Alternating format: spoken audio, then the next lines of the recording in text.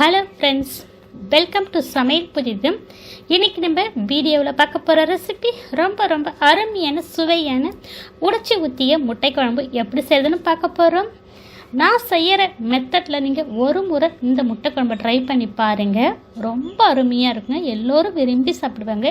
எங்கள் வீட்டில் நான் இந்த முறையில் முட்டை குழம்பு செஞ்சீங்கன்னா யாரும் பிடிக்கலன்னு சொல்லவே மாட்டாங்க. எங்கள் வீட்டில் எப்போவுமே இந்த முறையில் தாங்க நாங்கள் உடைச்சி ஊற்றி முட்டை குழம்பு செய்வோம். அவ்வளோ ருசியாக இருக்குங்க. நீங்களும் ட்ரை பண்ணி பாருங்கள். உங்கள் வீட்டில் செஞ்சு கொடுத்தீங்கன்னா இதே முறையில் முட்டை குழம்பு செய்து சொல்லி கேட்பாங்க. கண்டிப்பாக ஃப்ரெண்ட்ஸ், இந்த வீடியோவை பார்த்துட்டு இதே முறையில் இதே அளவோடு இந்த முட்டை குழம்பு நீங்கள் ட்ரை பண்ணி பாருங்கள். செஞ்சு பார்த்துட்டு உங்களுக்கு கருத்துக்களை ஷேர் பண்ணுங்க. இந்த வீடியோவை முழுமையாக ஸ்கிப் பண்ணாமல் பாருங்கள். இப்போ ரெசிபிக்குள்ளே போகலாம். இப்போ ஸ்டவ் மேலே கடாயில் 3 டீஸ்பூன் அளவுக்கு எண்ணெய் சேர்த்துருக்கேன். 1/4 டீஸ்பூன் சின்ன சீரகம் சேர்த்துருக்கேன். ஜீரகம் வெடிச்சதும் 2 பெரிய வெங்காயம் பொடியாக கட் பண்ணிட்டு சேர்த்துருக்கேன். ஒரு 8 பூண்டு பற்களை நல்லா தட்டிட்டு சேர்த்துருக்கேன். 2 பச்சை மிளகாய் கட் பண்ணிட்டு சேர்த்துருக்கேன். கொஞ்சமாக கருவேப்பிலை சேர்த்துருக்கேன். இப்போ அடுப்பை மிதமான தீயிலே வச்சுட்டு வெங்காயத்தை நல்லா பாதி அளவுக்கு வதக்கி எடுத்துக்கலாம். வெங்காயம் பாதி அளவுக்கு வதங்கணும். 2 தக்காளி பழம் நல்லா பழுத்த பழமாக மிக்ஸி ஜாரில் தண்ணி சேர்க்காமல் நல்லா பேஸ்ட்டாக அரைச்சிட்டு சேர்த்துருக்கேன். இப்போ தக்காளியும் வெங்காயத்தையும் நல்லா ஒரு 3 நிமிஷம் போல் எண்ணெய் பிரிஞ்சு வர அளவுக்கு வதக்கி எடுத்துக்கலாம். இப்போ மேலே மூடி போட்டுடலாங்க. நல்லா வதங்கி வரட்டும் ஒரு 3 நிமிஷத்துக்கு. ஒரு 3 நிமிஷத்துக்கு அப்புறம் நான் ஓப்பன் பண்ணுறேன். வெங்காயம் தக்காளி நல்லா வதங்கி எண்ணெய் பிரிஞ்சு வந்திருக்கு பாருங்கள். இப்போ இதை நல்லா மிக்ஸ் பண்ணிக்கோங்க.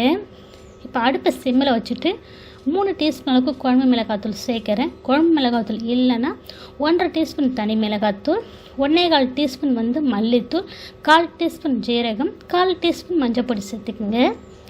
இப்போ மிளகாத்தூள் சேர்த்து மிக்ஸ் பண்ணி புளி கரைசல் சேர்க்குறேன். 300 ml தண்ணீரில் 20 கிராம் புளி, ஒரு பெரிய எலுமிச்சைப்பழம் சைஸ் அளவுக்கு புளியை நல்லா கெட்டியாக கரைச்சிட்டு சேர்த்துருக்கேன். இப்போ புளி கரைசல் சேர்த்து தேவைக்கேற்ப உப்பு சேர்த்துருக்கேன். இப்போ உப்பு சேர்த்து நல்லா மிக்ஸ் பண்ணிக்கலாம். உப்பு காரெலாம் செக் பண்ணிவிட்டு மேலே மூடி போட்டு ஒரு 10 நிமிஷம் போல் குழம்பு கொதிக்க விடலாங்க. இப்போ ஒரு 10 நிமிஷம் கொதிக்க வச்சுருக்கேன். நல்லா குழம்பு சுண்டி வந்திருக்கு பாருங்கள். இப்போ மிக்ஸ் பண்ணிக்கலாம். மிக்ஸ் பண்ணி அடுப்பை சிம்மில் வச்சுடுங்க. இந்த டைமில் நம்ம முட்டை சேர்த்துக்கலாம். நான் வச்சுருக்க குழம்புனுடைய அளவுக்கு 4லேருந்து 6 முட்டை சேர்க்கலாங்க. நான் 6 முட்டை சேர்க்குறேன். இப்போ 6 முட்டையும் உடச்சி சேர்த்தாச்சுங்க. முட்டையை மிக்ஸ் பண்ணக்கூடாது. மிக்ஸ் பண்ணிங்கன்னா திரியாக ஆகிடும். உடச்சி விட்டுட்டு அப்படியே அடுப்பை சிம்மில் வச்சுட்டு மேலே மூடி போட்டு ஒரு 5 நிமிஷம் போல் அப்படியே குழம்பு கொதிக்க விடுங்க. நம்ம முட்டை எப்படி ஊற்றணுமோ அதே அளவுகளை கரையாமல் இருக்குங்க. இப்போ நான் 5 நிமிஷத்துக்கு அப்புறம் ஓப்பன் பண்ணுறேன் பாருங்கள். நான் முட்டையை மிக்ஸ் பண்ணி காமிக்கிறேன். அடுப்பு அதேமாதிரி சிம்மில் வச்சுருங்க. ஹை ஃப்ளேமுக்கும் போகாதீங்க, மீடியத்துக்கும் போகாதீங்க, ஏன்னா முட்டை அடிப்பிடிச்சிரும். இப்போ நான் சிம்மில் வச்சுட்டு 5 நிமிஷம் வேக விட்டு முட்டையை எடுத்து காமிக்கிறேன் பாருங்கள். நான் ஸ்டவ்வை இப்போ ஆஃப் பண்ணிவிட்டேன். நம்ம ஊற்றின எல்லா முட்டைகளும் ஒன்று கூட உடையாமல் அருமையாக இருக்குது பாருங்கள். இப்போ வாசனைக்கு மல்லித்தழை சேர்த்துருக்கேன். பார்க்கும்போதே உங்களுக்கு சாப்பிட தோன்றும், நாவில் எச்ச ஊறும். இந்த முட்டை குழம்பு ட்ரை பண்ணி பாருங்கள். நம்ம நார்மலாக முட்டை குழம்பு செஞ்சோன்னா ஒரு நாள் வச்சுருந்து சாப்பிடவே முடியாது, சீக்கிரம் கெட்டும் போகும். ஏன்னா புளி சேர்க்காமல் செய்வோம். இந்த முறையில் ஒரு முறை நீங்கள் புளி சேர்த்து இந்த முட்டை குழம்பு ட்ரை பண்ணி பாருங்கள். ரொம்ப அருமையாக இருக்குங்க. இந்த முட்டையினுடைய கவுச்சி ஸ்மெல் கொஞ்சம் கூட தெரியாதுங்க. இந்த முட்டை குழம்பு பார்த்திங்கன்னா 2 நாள் வச்சு சாப்பிட்லாங்க. புளி சேர்த்துக்கிறதுனால சீக்கிரம் கெட்டு போகாது.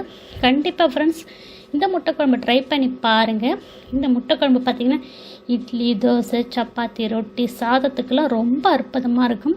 நீங்கள் ஒரு முறை இதை செய்து கொடுத்தீங்கன்னா இனி வீட்டில் எப்பவும் முட்டை குழம்பு இந்த முறையில் தாங்க செய்ய சொல்லி கேட்பாங்க. இந்த வீடியோவை பார்த்துட்டு இதே முறையில் இதே அளவோட இந்த உடைச்சி ஊற்றிய முட்டை குழம்பு ட்ரை பண்ணி பாருங்கள். செஞ்சு பார்த்துட்டு உங்களுடைய கருத்துக்களை ஷேர் பண்ணுங்கள். இந்த வீடியோ உங்களுக்கு பிடித்திருந்தால் லைக் பண்ணுங்கள், ஷேர் பண்ணுங்கள், சப்ஸ்கிரைப் பண்ணுங்கள், கமெண்ட் பண்ணுங்கள். நன்றி, வணக்கம்.